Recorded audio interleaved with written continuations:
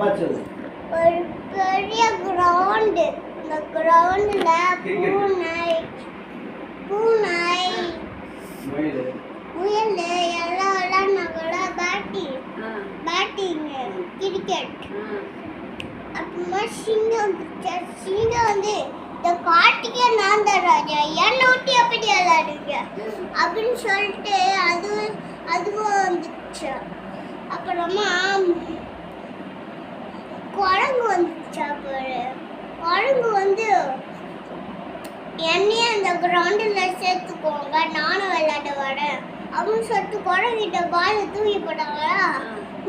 அப்படியே அப்படியே கேட் பிடிச்சிச்சு.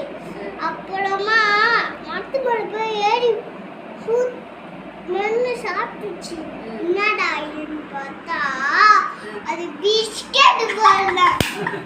கிரிக்கெட் பால் பார்த்தா அது பிஸ்கெட் பால்.